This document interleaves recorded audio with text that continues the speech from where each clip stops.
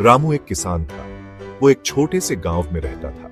वो गरीब था लेकिन ईमानदार। वो हर दिन अपने खेत में कड़ी मेहनत करता था। रामू की एक पत्नी और 2 बच्चे थे।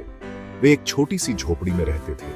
उनके पास ज्यादा पैसे नहीं थे, लेकिन वे खुश थे क्योंकि उनके पास खाने को खाना और सोने को जगह थी। रामू हमेशा अपने बच्चों को ईमानदारी का महत्व सिखाता था। वो कहता था, ईमानदारी सबसे अच्छी नीति है। ये हमें अमीर नहीं बना सकती, लेकिन ये हमें हमेशा सुकून देगी। एक दिन रामू अपने खेत में काम कर रहा था। वो अपने बैल से जमीन जोत रहा था। अचानक उसका हल किसी सख्त चीज से टकराया। वो रुका और मिट्टी में खोदा। उसे एक भारी थैला मिला। उसने उसे खोला और वो हैरान रह गया। वो सोने के सिक्कों से भरा था। रामू का दिल तेजी से धड़कने लगा।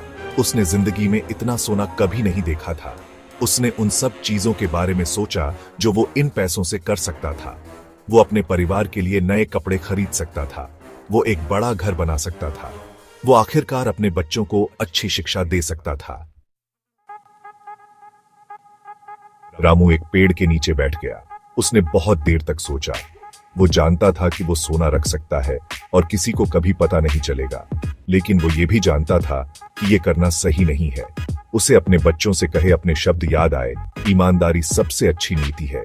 वो जानता था कि उसे थैले का मालिक ढूंढना होगा। रामू ने भारी थैला उठाया। वो उसे वापस गांव ले गया। वो गांव के मुखिया के पास गया और उसे सब कुछ बताया। गांव का मुखिया एक बुद्धिमान बूढ़ा आदमी था। उसने रामू की कहानी ध्यान से सुनी। वो रामू की ईमानदारी से प्रभावित हुआ। मुखिया ने गांव में एक घोषणा की। उसने पूछा कि क्या किसी ने सोने के सिक्कों से भरा थैला खोया है। एक व्यापारी आगे आया। उसने थैले और सिक्कों का वर्णन किया। मुखिया ने व्यापारी को थैला वापस कर दिया। व्यापारी बहुत खुश हुआ। उसने रामू को धन्यवाद दिया और उसे इनाम देने की पेशकश की। रामू ने इनाम लेने से मना कर दिया। उसने कहा कि उसे मदद करके खुशी हुई। पूरे गांव ने रामू की ईमानदारी की तारीफ की। रामू की ईमानदारी की कहानी दूर दूर तक फैल गई। ये राजा के कानों तक पहुंची। राजा बहुत प्रभावित हुआ। उसने रामू को जमीन का एक टुकड़ा और अच्छी खासी रकम इनाम में दी। रामू की ईमानदारी ने उसे उससे ज्यादा दिया जितना वो सोच भी सकता था। लेकिन उससे भी जरूरी बात, इसने उसे अपने गांव का सम्मान और राजा की प्रशंसा दिलाई। उसने साबित कर दिया कि ईमानदारी सचमुच मीठा फल देती है।